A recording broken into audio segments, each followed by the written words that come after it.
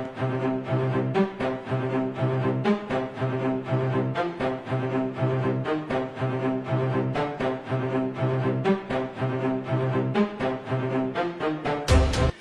moi, ce que je veux, c'est que le 1er juillet, les 2 ou 3 ministres chargés des réformes, l'économie et les finances, le travail pour l'essentiel, arrivent avec des textes prêts et dans une forme de blitzkrieg, fassent passer devant le Parlement, en utilisant d'ailleurs tous les moyens que donne la Constitution de la Ve République, les ordonnances, les votes bloqués, le 49.3, tout ce qui est nécessaire, fassent passer en l'espace de 2 mois, sans interruption estivale, les 6 ou 7 réformes fondamentales qui vont changer le climat de l'économie et le climat du travail dans notre pays.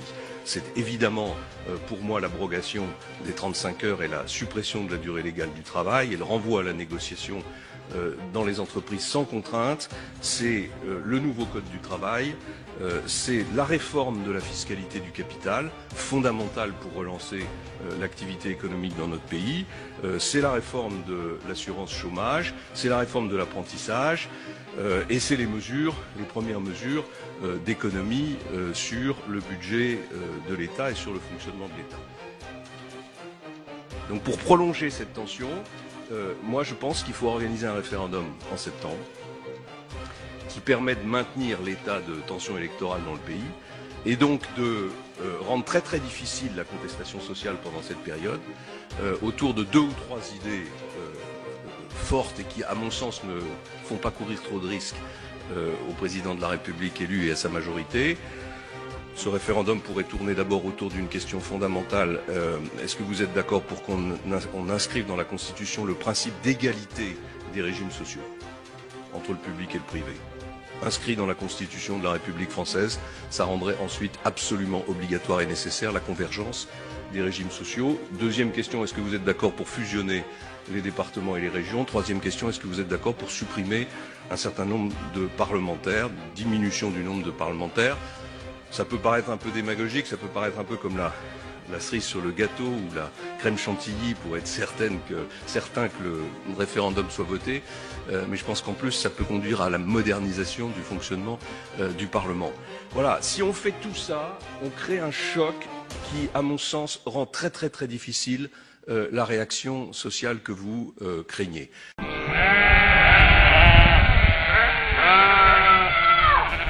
Vous voulez augmenter le temps de travail à 39 heures. Vous vous imaginez la pénibilité de notre travail? Est-ce que je peux vous donner un peu, quand même, quelques éléments d'explication? Je vous écoute, allez-y. Il faut savoir qu'on est dans une situation financière très difficile. Si on veut que les fonctionnaires, les employés du secteur public aient des augmentations de salaire, dans un contexte financier comme celui-là, il n'y a qu'une seule solution, c'est de proposer une augmentation du temps de travail. 39 heures, on les fait déjà. Mais, on récupère la RTT. Eh ben, il faut qu'elle soit payée. Il faut qu'elle soit payée. Mais nous, on a besoin de notre RTT pour reposer. Parce que l'épuisement professionnel, il arrive aussi. On est 2. 2 pour 84 la nuit. Il faut répondre au téléphone, il faut répondre aux sonnettes. On fait les soins jusqu'à voir 3 heures du matin. Et vous dites que vous ne pouvez pas faire 39 heures hebdomadaires? Non, c'est pas possible. L'épuisement. Et qu'en pensez-vous? L'épuisement déjà en travaillant de nuit. Je pense simplement que partout autour de nous, on est à 39 heures. Voilà. Ce qu'on a besoin, c'est des moyens humains. Oui, mais il faut le payer, madame. Mais oui, donc on attend de votre part. Il faut que je fasse de la dette supplémentaire. Pas de dette. Bah oui, mais si pas c'est de ça dette, nous. La moitié quasiment de notre budget est en dette. Mais nous, on a besoin du personnel parce que nous travaillons avec les humains. Il faut trouver un compromis, donc plus de personnel, mais aussi un peu plus d'heures travaillées. Alors, ce que dit M. Fillon, c'est qu'il ne supprimera pas les postes d'aide-soignants, les postes soignants. Non seulement ça, mais je dis que s'agissant... Je dis ça... Non. Administratif, par exemple. Oui, mais je pense qu'il y a beaucoup d'endroits où... Il y a beaucoup d'endroits où on pourrait réduire les contraintes administratives. Il y a beaucoup de formulaires inutiles, de bureaucratie inutile. Quand vous enlevez un agent administratif dans un service, qui c'est qui le fait derrière? C'est l'infirmière. Si c'est pas l'infirmière, ça sera l'aide-soignante. Comment ça se passe dans ces cas-là? Aujourd'hui, vous voulez nous faire travailler 39 heures, mais je pense que vous avez trouvé la solution pour les retraites. Parce qu'on ne va pas rester longtemps en retraite, nous, au niveau où on en est. Vous savez que la durée de vie, elle s'est allongée de façon considérable, mais surtout... Non, pour la vôtre. Non. Merci, messieurs, dames. Vous voyez que les débats sont denses. Non, mais je les connais, les débats.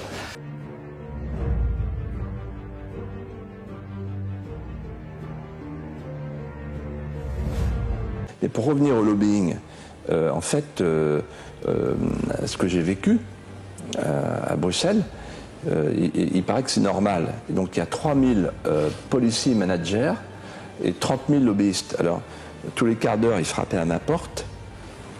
Et ils venaient au nom de l'industrie chimique, etc., du gaz, de toutes les grandes branches. À chaque fois que vous tapez sur votre bouton pour voter, en fait, il y a un lobby derrière. Et donc, l'Europe est un être des abysses. Ce qu'elle craint, c'est la lumière. C'est une zone grise. On ne sait pas qui achète qui.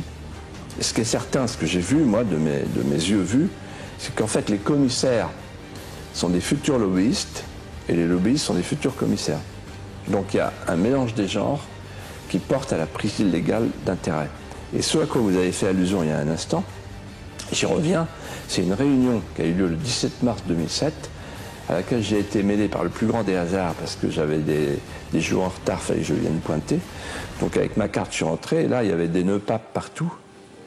Le pape, l'hyperclasse, en fait. Ah bah, c'était top, la super classe invisible. Et je reconnais Kissinger. Il y avait Brzezinski, il y avait des grands patrons, Anne Lauvergeon, il y avait avec des petites tables très bien achalandées.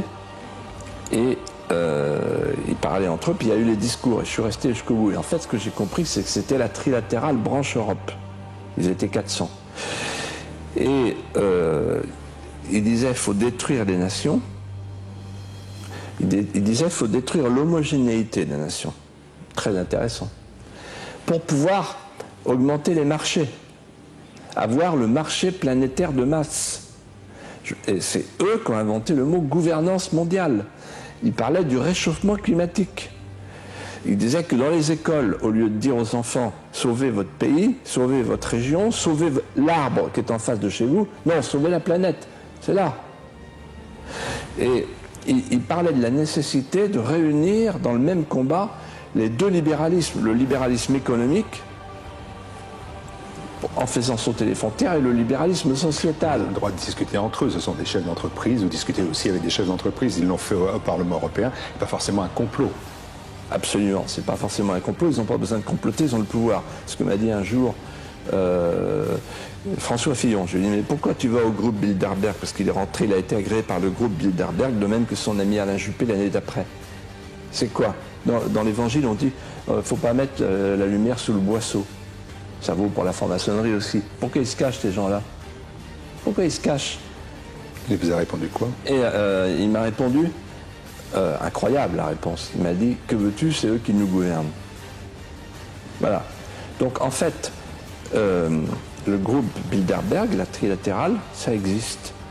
Alors, la différence entre moi et beaucoup d'autres, c'est beaucoup de gens disent, ah, c'est le complot, la conspiration mondiale. Non, mais non, ils ont le pouvoir.